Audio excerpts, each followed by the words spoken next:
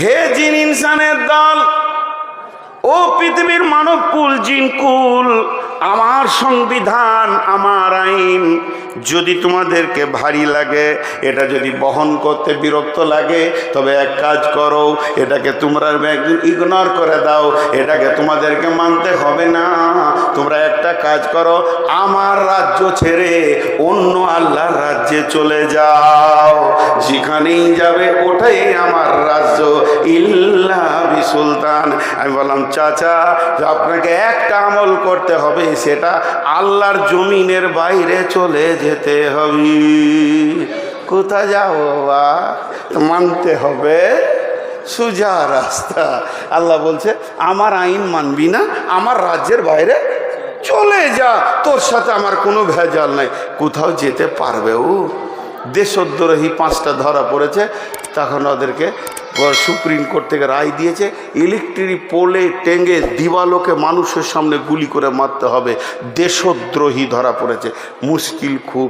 এবার ওরা কি ধরেছে, রাষ্ট্রপতিকে প্রাণ ভিক্ষা চাইছি। রাষ্ট্রপতি বলছে 1 সপ্তাহ টাইম দিলাম, দেশের মাটির বাইরে চলে যা। 1 সপ্তাহ পর গোয়েন্দা দিয়ে দেখছে ওরা মালদা আম বাগানে পাকা পাকা আম খেছে গাছে চেপে। পুলিশ বলছে, রে নাম রে শালা, তোদেরকে নিয়ে যাব। ওরা তখন বলছে, রাষ্ট্রপতি বলেছে দেশের বাইরে মাটিতে থাকিস না, আমরা তো গাছে আছি ভাই, মানবে? আল্লাহ বলছে, শোনো, আমার আইন মানবে না, আমার সূর্যের আলো নেবে না, আমার পাতালের পানি খাবে না, আমার জমি চাষ করবে না, আমার আলোর বাইরে তুমি চলে যাও, তোমার সাথে আমার কোনো লেনদেন নাই। আর যদি আমার সূর্যের আলো লাও, আমার অক্সিজেন যদি ব্যবহার করো, আমার মাটিকে যদি তোমরা ব্যবহার করো, তাহলে আমার প্রত্যেকটা আইনকে পুঙ্খানুপুঙ্খানু মেনে নিতে হবে। তেমনি বন্ধুরে, একটু আগে বললাম, আমার রব কোনো মানুষকে গুনার কারণে জাহান্নামে দেবেন না।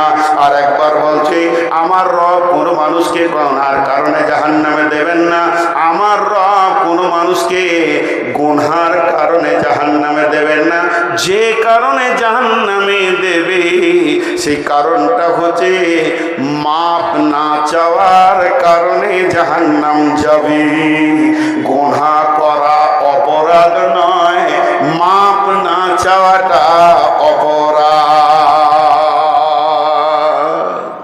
বুঝাতে পারলাম?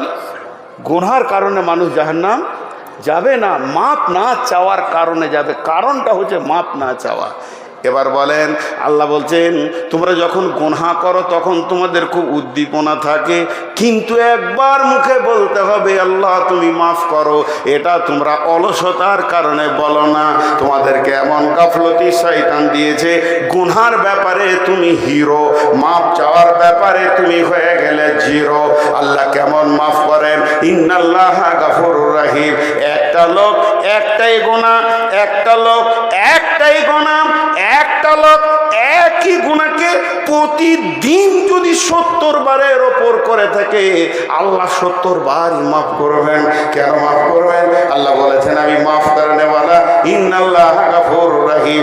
তবে প্রত্যেকটি তওবাতে ইখলাস থাকতে হবে যে আমি এই গুনাহ আর করব না, আবার হয়ে গেছে।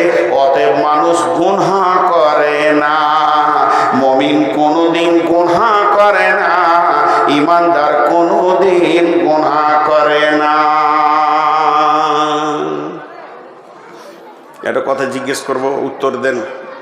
রোডে গাড়ি, বাস, ট্রাক, ডাম্পার, এরা কি অ্যাক্সিডেন্ট করে? এতগুলো লোক কিচ্ছু বলছে না। আর ভালো লাগে, মরা রুগী কি চিকিৎসা হয় গো? মুখ খুলেন। কোনো গাড়ি অ্যাক্সিডেন্ট করে? করে না। একটাও অ্যাক্সিডেন্ট হয় না, একটাও অ্যাক্সিডেন্ট করে না। অ্যাক্সিডেন্ট হয়ে যায়। অ্যাক্সিডেন্ট করার অ্যাক্সিডেন্ট হয়ে যাওয়া আসমান জমিন পার্থক্য। কোনো ড্রাইভার বলে তুই এদিকে থাক, আমি এদিকে থাক, লাগায়। কেউ বলেছে কোনোদিন এই জানটাকে দিয়ে দিচ্ছি না? অ্যাক্সিডেন্ট করে না, অ্যাক্সিডেন্ট হয়ে যায়। মুমিন গুনাহ করে না, গুনাহ হয়ে যায়। অতএব গুনাহ মাফ আছে, 70 বার করলে আল্লাহ মাফ করবেন। যতদিন পশ্চিম দিকে সূর্য না উঠেছে গুনাহ মাফের দরজা রয়েছে বন্ধু আমার। অতএব ইন্নাল্লাহ গাফুরুর রহিম। কোনো মানুষ গুনার কারণে জাহান্নাম যাবে না, মাফ না চাওয়ার কারণে জাহান্নাম যাবে। আপনাদের গ্রামের নাম মেদেরদা, সেই জেনটা কই খেপা জেনটা? আপনাদের গায়ে একটা জেন আছে সাব্বির নাম, দেখেছেন? আল্লাহু আকবার। আমার দুখানা জেনের সঙ্গে পরিচয় আছে। একটা জেনের নাম হলো জাসিদ, ওর বাড়ি বর্ধমান। আগে ডাকলেই চলে আসতো, যেখানে বাংলাদেশে ডেকেছি তাও গেছে। সত্যিই জিন আর কি। ওর বয়স আবার 3600 বছর। 3600 বছর, 3400 বছর। তো যে কথাটা আপনাদেরকে আমি বলছি, ধরেন একদম বর্ষা, চারিদিকে পানি, থই থই, ঝড় বৃষ্টি চলছে, এখন কোনো জালসা নাই। ওই অবস্থায় যদি আমি এলাকায় ঘুরি তো মানুষ জিজ্ঞেস করবে কি ব্যাপার। আর জালসার সিজনে যদি ঘুরি তো মানুষ জানবে যে কোথাও জালসা আছে। এ মাল ঘুরছে মানে কোথাও মাইক বাজছে, ঠিক কি না? শামসি মসজিদে উজু করছি তো একজন জিজ্ঞেস করছে জালসা করতে এসছেন? বলে না, শ্বশুর বাড়ি এসছি। কি বলবো, কিছু জায়গা দেখে প্রশ্ন করতে হয়। বর্ধমান হসপিটাল থেকে আমি নামছি, আমার স্ত্রী অপারেশন হয়েছিল গল ব্লাডারের। আমি নামছি আর একজন সিঁড়িতে উঠছে, বলে ভালো আছেন? তাহলে আজীব ব্যাপার, কি হয়েছে জিজ্ঞেস করেন। এটা কি ভালো থাকার জায়গা হাসপাতালটা? হাসপাতালে আছি মানে ভাবতে হবে কেন, কি কারণ। তো ঠিক ধরে নেন আমি অফ সিজনে চলে এসেছি, এসেই মসজিদে উঠলাম। আর মসজিদে উঠেছি আর সাব্বির গেছে নামাজ পড়তে, বা ওর আব্বা গেছেন, ওর নানা গেছেন নামাজ পড়তে। হঠাৎ অবাক, এত বৃষ্টিতে কেন লোকটা তাল পাচ্ছে না। মাস্টার সাহেব নামাজ পড়তে পড়তে দেখে বর্ধমানই নয়, সবাই অবাক হলো। কিন্তু বন্ধু আমার, চারিদিকে বৃষ্টি, হোটেল টোটেল কিছু খোলা নাই। কোনো ওরকম টোটো ধরে এসে পৌঁছেছি মেদেরদায়। রাত্রি তখন 10:30 বেজে গেছে, 8টা বেজে গেছে, 8:30 9টা বাজছিল। মাস্টার সাহেব বাড়ি গেলেন, বাড়িতে গিয়ে বলছে বর্ধমানই এসেছে, কিছু খাবার আছে কি? বিবিকে জিজ্ঞেস করছে, বিবি ফিস করে বলছে কিছু তো খাবার নাই গো, 2-3 পিস মাংস পড়েছে, ডিম আছে, ডিমটাকে অমলেট করে দিই। ওনাকে ডাকেন, ভাতটাকে একটু ওভেনে মাইক্রোওভেনে গরম করে দিই। আচ্ছা ঠিক আছে, আমি একটা কিছু ব্যবস্থা করছি, আপনি ডাকেন। উনি একটা ছেলেকে পাঠালো, বাবা নূর মোহাম্মদকে ডেকে নিয়ে এসো, দেখো বর্ধমানই মসজিদে বসে আছি। একটা ছেলে এসে বলছে হুজুর চলেন, মাস্টার সাহেব ডাকছি, কিংবা ডাকছেন হাজি সাহেব ডাকছেন, গেলাম না। 2 নম্বর একটা ছেলে এলো, আমি গেলাম না। 3 নম্বর একজনকে পাঠালো, আমি গেলাম না। 4 নম্বর একজনকে পাঠালো, আমি গেলাম না। আমাকে কত গুরুত্ব দিচ্ছে। 5 নম্বর একটা লোককে পাঠালো, যাও ডেকে নিয়ে এসো, আমি গেলাম না। 5 বার আমি গেলাম না। যে ডেকেছে তাকে আমি একদম নেকেট করে তেরে ধুমকে তাড়িয়ে দিলাম। কিন্তু হাজি সাহেব কত ভালোবাসেন, মাস্টার সাহেব কত ভালোবাসেন, অত রাত্রিতে ওই ঝিমঝিম পানিতে ছাতাটা নিয়ে এসে মসজিদে বলছেন, ভাই আসসালামু আলাইকুম, আসেন, যেটুকু খাবার আপনার আমার কপালে আল্লাহ জুটিয়েছে 2 ভাইয়ে খেয়ে নেব। ঝাঁকি দিয়ে ছেড়ে নিলাম, গেলাম না। এইভাবে রাতটা চলে গেল, ক্ষুধার্ত অবস্থায় গেল। ফজরের নামাজ পড়ে আমি চায়ের দোকানে বসেই বলছি, মেদেরদা লোক বেঈমান, এদের ঈমান নাই, এদের কোনো চেতনতা নাই, মেহমানের প্রতি এদের কোনো গুরুত্ব নাই। আমি সারাটা রাত না খেয়ে থাকলাম, আমার ব্যাপারে কোনো খবর নিল না। একবার মুখ খুলে বলেন, আমার দাবিটা সত্য না আমার দাবিটা মিথ্যা? বলেন, দাবিটা মিথ্যা কি না? সবাই যদি একবার মুখ খুলেন কোনো গুনাহ হবে? হবে? জোরে বলেন, সত্য না মিথ্যা? মিথ্যা। কেন? 5 বার 6 বার ডেকে পেল না। আমার রব বলছেন, তোর কাছে আমাকে শিখতে হবে। মাফ করার ডিউটিটা আমার। তোর কাছে কি আমাকে চেতনতা নিতে হবে? আমার কি বিবেক নাই? আমার কি জ্ঞান নাই? তোর গুনাহ করেছিস তুই, মাফ করব আমি। তাই ফজরের সময় মসজিদ কি দিয়ে বললাম, আমার গোলামদেরকে আমার ঘরে ডেকে দে, আমি রব রেডি হয়ে গেছি তার গুনাহকে মাফ করার জন্যে। তোকে আমি পাইনি। জোহরে ডেকেছি, তোকে আমি পাইনি। আসরে ডেকেছি, তোকে আমি পাইনি। মাগরিবে ডেকেছি, তোকে আমি পাইনি। তোর অলসতা কত বেশি ছিল, ঘুমাইয়ে কাজা করেছি ফজর, তখনও জাগিনি, তখনও জোহর খেলাই খেলাই কেটেছে। আসর মাগরিবে আজ শুনি আজান, জামাতে সামিল হও রে সাথে, এখনো জামাতে আছে স্থান। তারপরও তোকে আমি এসাতেও ডেকে পাইনি। পাঁচবার মুয়াজ্জিনকে দিয়ে ডেকে তোকে আমি পেলাম না। শেষকালে আমি রব তোকে কত ভালোবাসি রে, আমার উপরে ক্লেম লাগাস না।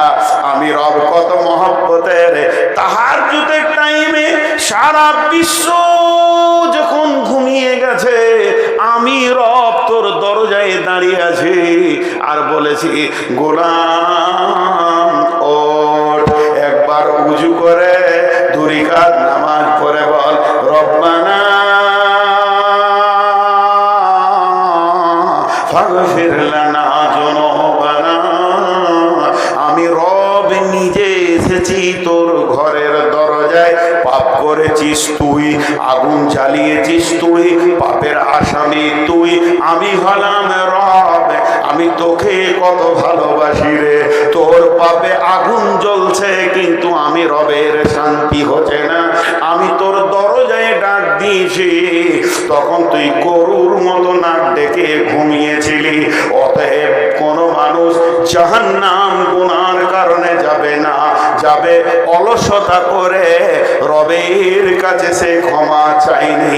আমাদের রব 70 বছরের কঠোর মুশরিককেও মাফ করতে পারেন।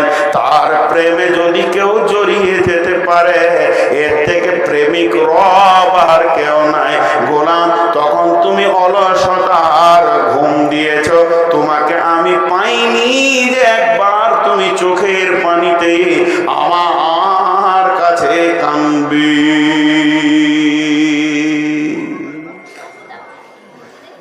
বলেন, জাহান্নাম যাওয়ার কারণে আল্লাহ মাফ করেনি না মাফ নিতে পারিনি? জি ভাই, মাফ নিতে পারিনি। সব সময় অলসতা আমাদেরকে জাহান্নামে নিয়ে যাচ্ছে। এই জন্য প্রথমে বলেছি, বডিতে ক্যান্সার হলে একটাই রাস্তা মৌত, একটা ঠিকানা কবর। আর যদি ইমানে অলসতা ঢুকে যায়, ও জাহান্নাম যাবে, এই কথাটা বলা ভুল হবে। বরং কোরআন যেটা বলছে ওইটা বলতে হবে, জাহান্নাম যাবি নিশ্চিত। অনিশ্চয়তার কোনো কথা নাই, এখন নিশ্চিত কথা যে ও জাহান্নাম যাবি। ভাইরা আমার, অনেক কথা আপনাদের সামনে রাখলাম, টোটালটা একবার সারাংশ টানছি। জি, টোটালটা একবার সারাংশ টানছি। একটা তার আগে হাদিস বলি। জি মাস্টার স্যার, আমি 50 পর্যন্ত বয়ান করবো, যে 10 মিনিট কালেকশন করবো, 12টায় শেষ করবো। ওনাকে নিয়ে আসবেন তার আগে, আমি কালেকশন শুরু করলে ওনাকে নিয়ে আসবেন। একটা হাদিস শুনে আপনাদেরকে, উঠছেন কেন? সবাই দেখেন 5টা চালাক উঠেছে, যে চালাকের গল্প শোনাবো। আহা, মাঝে একটা ফতোয়া দিই আপনাদেরকে।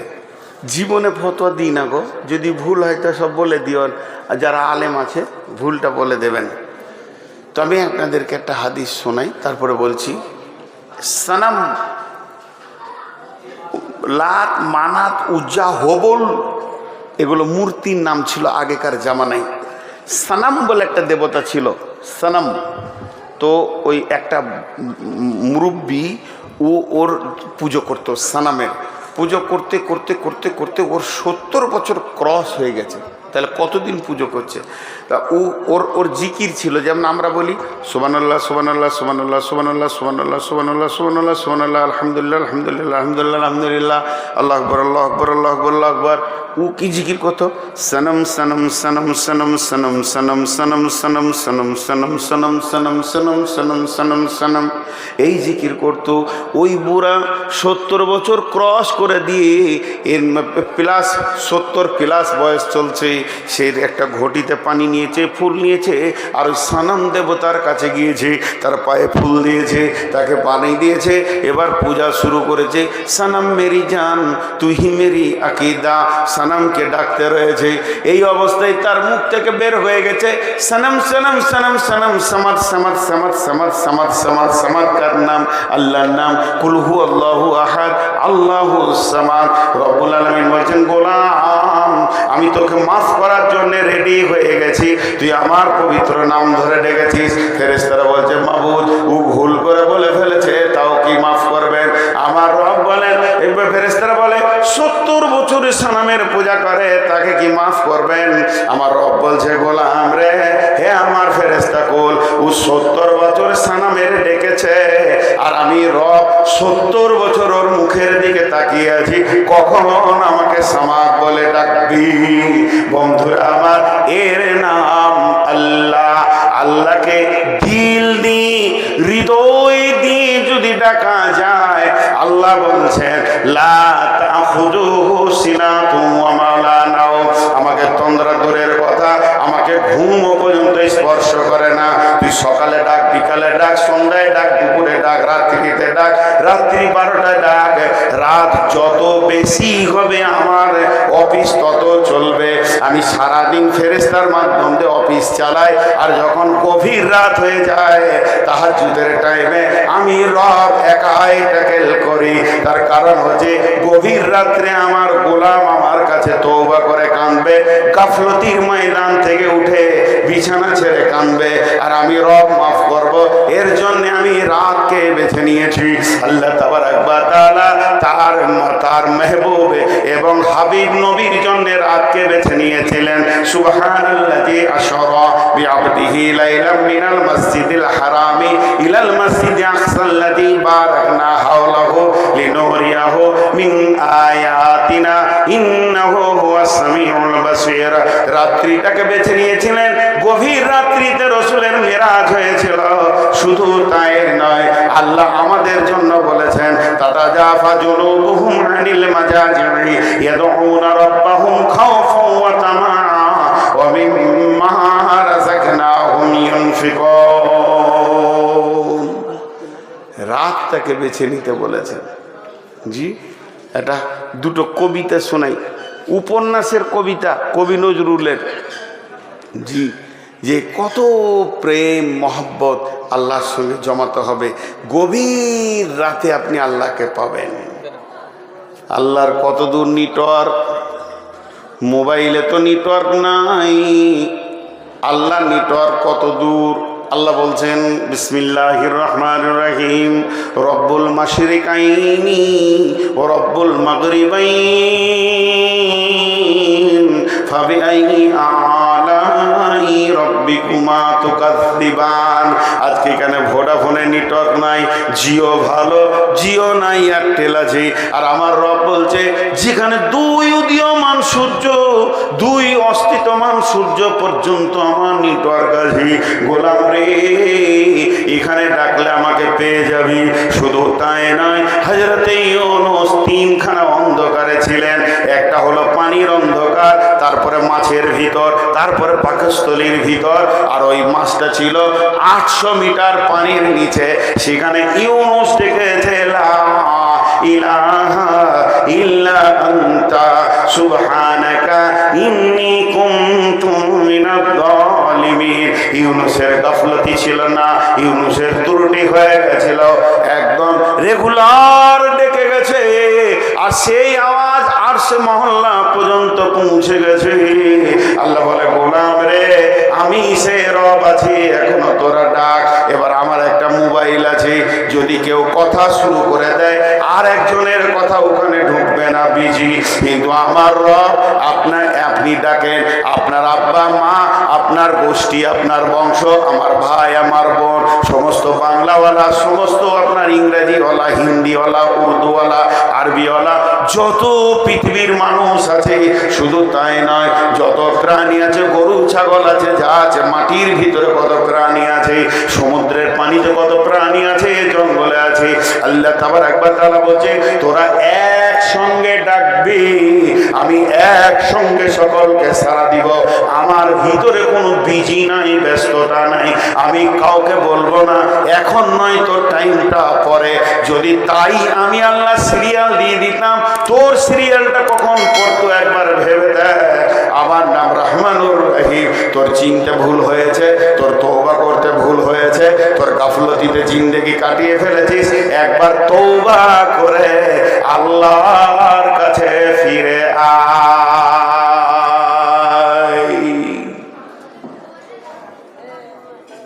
আমরা চিনতে ভুল করে দিয়েছি। জাহান্নাম মানুষ এমনি যাবে না। জি, আল্লাহ কত মেহেরবান। কবরের আযাব রেখেছে কেন জানেন? যাতে মানুষটা জাহান্নাম না যায়, ও যে পাপটা করেছে কবরেই মাইনাস হয়ে যায়। যার কবরে ক্লিয়ার হলো না, তো কিয়ামতের মাঠে লম্বা দাঁড়িয়ে থাক, বিচার তো আল্লাহ 1 সেকেন্ডে করে নিতে পারবে। এতদিন কেন দাঁড় করাচ্ছে? যাতে করে মানুষটা জাহান্নাম না যায়। সেখানে কিছু মাপ হবে, তারপরে পুলসেরাতে ছাড়বে। কেন এত লম্বা পুলসেরাত করলেন আল্লাহ? যাতে জাহান্নাম না চলে যায়, যাতে জাহান্নাম না চলে যায়। একটা মহিলা রান্না করছেন, এমনি করে লকড়িটা দিচ্ছে, ধর আগুনটা জ্বলে উঠছে, এদিকে আবার সবজি রেডি করছে, আবার একবার করে ওটাকে না করে চামচ দিয়ে লাড়তে হচ্ছে, লেগে যাবে নাকি। কটা কাজ করছে? 4টা কাজ। একবার করে জাল দিয়েছে 1 নম্বর, 2 নম্বর একবার ওই রান্নাটাকে লাড়ছে যাতে না লেগে যায়, 3 নম্বর দ্বিতীয় সবজি রেডি করছে, আর 4 নম্বর তার একটা দুধের বাচ্চা এরকম করে পাছাটা ঘাঁচতে ঘাঁচতে আগুনের দিকে চলে গেছে, এইভাবে টেনে সরাচ্ছে। তাহলে ওকে 4টা কাজ, একবার বাচ্চাটা সরায়, একবার লকড়িটা ভরে, একবার চামচটা লাড়ে, এদিকে রসুন পেঁয়াজ রেডি করে। এই অবস্থায় বিশ্ব নবী পৌঁছে গেলেন। নবীজির দিকে তাকিয়ে মহিলাটা বলছেন, তখন পর্দার আয়াত নাজিল হয়নি। নবীজিকে বলছেন, ইয়া রাসূলুল্লাহ, এটা হলো দুনিয়ার আগুন, এটা তো জাহান্নামের আগুন নয়, এর থেকে তো 70 গুণ বেশি তেজ হলো জাহান্নামের আগুন। ও দয়ার নবী গো, এটা আমার পেটের সন্তান, এটা তো আমি আমার বান্দা নয়, আমি ওর আল্লাহ নয়। তা আল্লাহর মায়া তো মায়ের থেকেও বেশি, আর আমি আমার বাচ্চাটাকে মা হয়ে কতটা ভালোবাসছি, যেন আমার ছেলেটা দুনিয়ার আগুনে পুড়ে না যায়। এর জন্য বারবার টেনে সরাচ্ছি। আমার রব কি তার গোলামকে কেমন করে জাহান্নামের আগুনে দেবে? ইয়া রাসূলুল্লাহ, রবের কি দিল কাঁপবে না? রব কি দিতে গিয়ে তার কষ্ট হবে না? বিশ্বনবী বললেন, ও মহিলা, আমার রব চাই না তার গোলাম জাহান্নাম চলে যাক। এর জন্যে হাজারো রাস্তা বের করেছে। গভীর রাত্রিতে খালি একবার বল, রব্বানা ফাগফির লিনা, মাফ। মা তো মাফ করতেই পারবে না। আমার মা বলেছে, বেটা নূর মোহাম্মদ, বলে কি? বলে বেলডাঙ্গা চললি? বলে হ্যাঁ। আমার জন্য কলা দই আর ছিঁড়ে নিয়ে আসবি। আমি কাজে কাজে দৌড়তে দৌড়তে ভুলে গেছি। মা যখনই আমি বাইক নিয়ে ঘর ঢুকছি, মা বলছে, বেটা এলি নাকি? বাবা, আমি তো লম্বা করে জিভ বার করছে, ভুল করে দিয়েছি। মা তো দই চিড়ের কথা বলেছিল। মায়ের কণ্ঠস্বর মনে পড়িয়ে দিয়েছি। অনেক রাত্রি হয়ে গেছে, মায়ের সামনে কান ধরে দাঁড়িয়ে গেলাম, মা আমাকে মাফ করে দেন, ক্ষমা করে দেন, আমি আপনার মানটা আনতে ভুলে গেছি, কাল সকালে ফার্স্ট এনে দিব। আমার মা এক চান্সে মাফ করতে পারবে না, এতগুলো লিস্টি দেবে। আজকে দই এনে দিলি না, রমজান মাসে তুই চিড়ে এনে দিসনি, আর একদিন ওষুধ এনে দিলি না, একদিন ডাকলাম পেছন করে চলে গেলি, তোকে আমি দুধ খাইয়েছি, তোর প্রসব যন্ত্রণা আমি যন্ত্রণা নিয়েছি, তোকে আমি পেটে 9 মাস বহন করেছি। শুধু তাই নয়, তোর পেচ্ছাপ পায়খানা 2 হাতে করে সাফ করেছি। তুই এত বড় ধৃষ্ট হয়ে গেছিস, আমার কথা শুনছিস না, এরপরে মা মাফ করবে, মা এতগুলো শোনাবে, তারপরে মাফ করবে। আমার রব কেমন, আমার আল্লাহ কেমন। 70 বছর ধরে মাতাল জোয়ারি হয়ে জীবন কাটাচ্ছি, আজকে রাত্রিতে যদি একবার বলি রব্বানা ফাগফির লানা, আল্লাহ বলবে মাফ। কেন করেছিস, আল্লাহর শব্দ আসবে না, আল্লাহ একবার বলবে না কেন করলি, আল্লাহ কথা দিয়েছেন তুই ক্ষমা চাইবি, আমি তোকে ক্ষমা করব, এর নাম আল্লাহ। কিন্তু হতভাগা এত অলসতাই জীবন কাটছে, একবারও ইবাদত করা তো দূরের কথা, ক্ষমা চানোর মতো সময়টা হাতে নাই। পাপ করতে ভালো লাগছে, মাপ চাইতে লজ্জা লাগছে। এরা কি সাধে জাহান্নামে যাবে? রসুল বলছেন এদের চরিত্র জাহান্নামে নিয়ে যাবে। বিধায় একটি কথা আপনাদেরকে বলি, আপনারা, আমি 10 মিনিট টাইম নিব আপনাদের কাছে। এটা জিহাদ, উঠবেন না। ডানে বামে আলেম আছে। জিহাদের দুটো পার্ট, একটা মাল দেওয়া, একটা জান দেওয়া, দুটোর নাম জিহাদ। ওয়াতুজাহিদুনা ফি সাবিলিল্লাহি বিআমওয়ালিকুম ওয়া আনফুসিকুম। জান মাল দুটি দেওয়ার নাম জিহাদ। অতএব জান দিয়ে জিহাদ শুরু হয় না, মাল দিয়ে শুরু হয়। এখন মালের জিহাদ চলবে। 10 মিনিটের আগে যিনি উঠে যাবেন, আমি তাকে গাল দিব না, আমি তাকে খারাপ বলবো না, আমি তার জন্য বদদুয়া করব না, তবে বলছি আল্লাহর পাকড়ায় পড়ে যাবেন। কারণ ইতিহাস খুঁজে দেখেন, জিহাদের ময়দান থেকে যতজন পালিয়েছে সব মুনাফিক ছাড়া অন্য কেউ নয়। আপনাদের হাতগুলো ধরছি, আব্বা, ভাই, বন্ধু, বেটা, সোনামানিক, 10 মিনিটের আগে কেউ জায়গা ছাড়বেন না। তাতে আপনার যা আছে কপালে, 10 মিনিট আগে কেউ জায়গা ছাড়বেন না।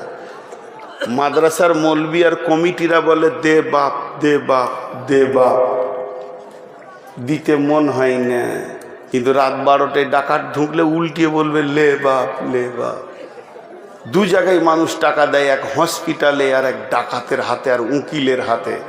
তখন দিতে ভালো লাগে। বন্ধু আমার, কোরআনে আছে একদিন মানুষ দিতে চাইবে, যখন জাহান্নামের নিচে চলে যাবে, তখন জাহান্নাম থেকে চিৎকার মেরে বলবে আল্লাহ আমি সর্বস্ব দান করে দিলাম। কোরআন বলছে লা ইয়াখুযু মিনকুম ফিদিয়াতুন, সেই দিন নেওয়া হবে না, ধুমকে তেড়ে দেওয়া হবে। কোন আল্লাহর গোলাম আছেন একটা 10,000 টাকা দেবেন? কোন আল্লাহর গোলাম আছেন? আমি 10টা মিনিট চেয়ে নিচ্ছি আপনাদের কাছে, 12টা 5-এ ছাড়ব। আল্লাহর গোলাম কেউ আছেন? হ্যাঁ, খোরশেদ মোল্লা, নগদ দান 15,000 টাকা, মৃত পিতা ও মাতার জন্য, স্ত্রী। আহা, স্ত্রী, ঠিক আছে, দোয়া করব। কেউ আছেন? 10,000, 1,000। আপনি গরিব মানুষ, আপনি কেন 10,000-এ মাথা ভরতে যাবেন? 1,000, 1 থেকে 10 পর্যন্ত বলছি, আর 10 মিনিট টাইম নিয়েছি, 1.5 মিনিট চলে গেল, 8.5 মিনিট আছে। কেউ আছেন আল্লাহর গোলাম? মাশাআল্লাহ, লিখে নেন। কি নাম ভাই? 1,000 টাকা, মাশাআল্লাহ। আরে গরিব হোক আর বড় লোক হোক, দিয়েছেন খালি টাকা। 4, 5, 6, আপনি 1,000 দিয়েছেন, 1100 এসছে, 1100। আচ্ছা, আলহামদুলিল্লাহ। দেখেন ওসমান গনির আমল কত আছে। হ্যাঁ হাজিবা, এ কোন ধরনের এটা দান? এই শোনেন, সোনামানি বাপজি আমার, ও খালু, আর কি বলবো, শ্বশুর বলবো নাকি শেষকালে? হ্যাঁ হ্যাঁ খালু, হ্যাঁ, ও আচ্ছা আচ্ছা, জি মাশাল্লাহ, ওয়ালাইকুম সালাম। সালাম বাদ দে, টাকা, এখন টাকা, সালামে মজা নেই, টাকাতে মজা আছে। দেন আল্লাহর রাস্তে। জি আচ্ছা, খালি নিয়তটা আপনি করেন, বাকি দোয়া আমি করছি। মাশাল্লাহ, দেন, যা আছে দিয়ে দেন, পকেটে যা আছে বার করেন, জামা কাপড় খুলে দিয়ে দেন, অসুবিধা নেই। জি জি, আল্লাহর গোলাম আর কেউ আছেন? আপনাদের তো এখন ধান উঠছে নাকি? ধানের এলাকা নয়, ধনিয়া সবজি, মাশাল্লাহ।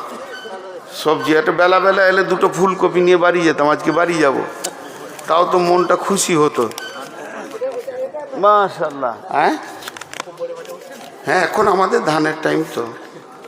জি, মুচুড়ে দিয়ে টাকা খুলে দেন। হ্যাঁ মাশাআল্লাহ। আর কেউ আছেন?